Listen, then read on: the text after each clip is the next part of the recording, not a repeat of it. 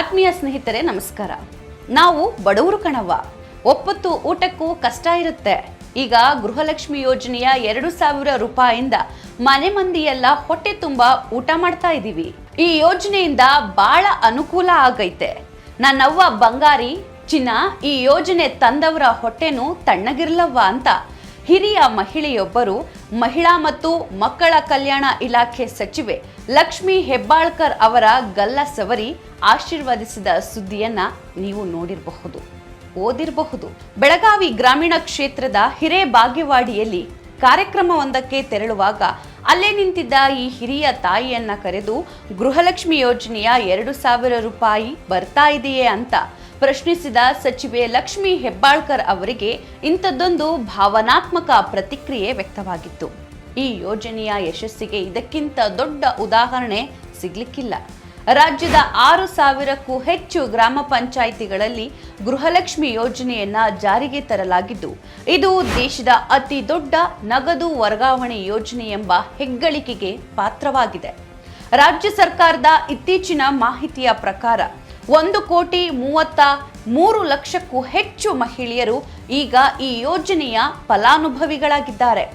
ಗೃಹಲಕ್ಷ್ಮಿ ಯೋಜನೆಯ ಹಣದಿಂದಾಗಿ ರಾಜ್ಯದ ಮಹಿಳೆಯರಿಗೆ ತಮ್ಮ ಆರ್ಥಿಕ ಸವಾಲುಗಳನ್ನು ದಿಟ್ಟವಾಗಿ ಎದುರಿಸಲು ಸಾಧ್ಯವಾಗ್ತಾ ಇದೆ. ಅಲ್ಲದೆ ಮಹಿಳೆಯರಲ್ಲಿನ ಅಭದ್ರತೆ ಹಾಗೂ ಭವಿಷ್ಯದ ಬಗೆಗಿನ ಭಯ, ಆತಂಕ ಕೂಡ ದೂರವಾಗ್ತಾ ಇದೆ. ಪೆಣ್ಣಲ್ಲವೇ ತಮ್ಮನ್ನೆಲ್ಲ ಪಡೆದ ತಾಯಿ, ಪೆಣ್ಣಲ್ಲವೇ ಪೊರೆದವಳು, ಪೆಣ್ಣು ಪೆಣ್ಣೆಂದೇಕೆ ಬೀಳುಗಳೆವರು, ಕಣ್ಣು ಕಾಣದ ಗಾವಿಲರು ಎಂಬ ಬಹಳ ಹಿಂದೆ ಕವಯಿತ್ರಿ ಸಂಚಿ ಹೊನ್ನಮ್ಮ ಪಾರಂಪರಾಗತವಾಗಿ ಹೆಣ್ಣಿನ ಬಗ್ಗೆ ಕೀಳು ಭಾವನೆಯನ್ನ ಬೆಳೆಸಿದ ಮನೋಧರ್ಮವನ್ನ ಖಂಡಿಸಿದ್ದನ್ನ ನಾವೆಲ್ಲರೂ ಓದಿದ್ದೇವೆ, ಕೇಳಿದ್ದೇವೆ. ಆದರೆ ಇಂದೂ ಕೂಡ ಅದೆಷ್ಟೇ ಸಮಾಜ ಮುಂದುವರೆದಿದ್ರೂ ಹೆಣ್ಣನ್ನ ನಿಕೃಷ್ಟವಾಗಿ ನೋಡುವುದು, ಅವಳು ಕೈಲಾಗದವಳು ಅಂತ ಜರಿಯುವುದು ಅವ್ಯಾಹತವಾಗಿ ನಡೆದುಕೊಂಡೇ ಬಂದಿದೆ. ನಮ್ಮ ಮನೆಗಳಲ್ಲಿಯೇ ಕುಟುಂಬದ ವಿಚಾರ ಬಂದಾಗ ಈಗಲೂ ಪುರುಷರ ನಿರ್ಧಾರವೇ ಅಂತಿಮವಾಗ್ತಾ ಇದೆ.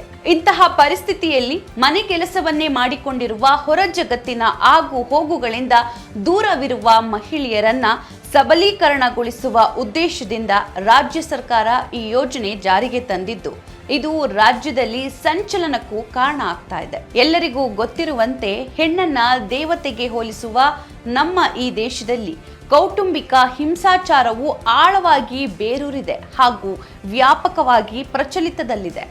ಮಹಿಳೆಯರ ವಿರುದ್ಧದ ಅಪರಾಧ ಪ್ರಕರಣಗಳ ಪೈಕಿ ಬಹುತೇಕ ಅಂದ್ರೆ 39.9% ಪ್ರಕರಣಗಳು ಭಾರತೀಯ ದಂಡ ಸಂಹಿತೆಯ ಸೆಕ್ಷನ್ 498A ಅಡಿಯಲ್ಲಿ ದಾಖಲಾಗ್ತಾ ಇದೆ. ಪತಿ ಹಾಗೂ ಆತನ ಬಂಧುಗಳಿಂದ ಮಹಿಳೆಯ ಮೇಲೆ ಎಸಗುವ ಕ್ರೌರ್ಯದ ಪ್ರಕರಣಗಳನ್ನ ಈ ಸೆಕ್ಷನ್ ಅಡಿ ದಾಖಲಿಸಿಕೊಳ್ಳಲಾಗ್ತಾ ಇದೆ.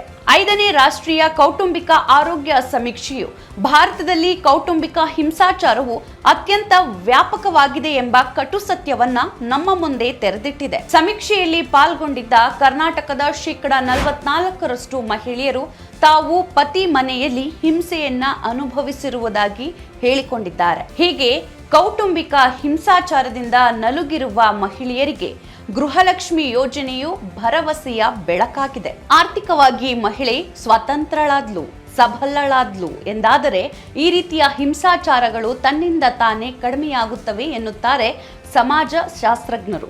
ಅದನ್ನು ನಾವೀಗ ನಮ್ಮ ರಾಜ್ಯದಲ್ಲಿ ಕಾಣ್ತಾ ಇದ್ದೇವೆ. ಅಲ್ಲದೆ ಈ ಯೋಜನೆಯಿಂದಾಗಿ ಮಹಿಳೆಯರಲ್ಲಿನ ಅಭದ್ರತೆಯ ಭಾವನೆ ಕೂಡ ದೂರ ಆಗ್ತಾ ಇದೆ.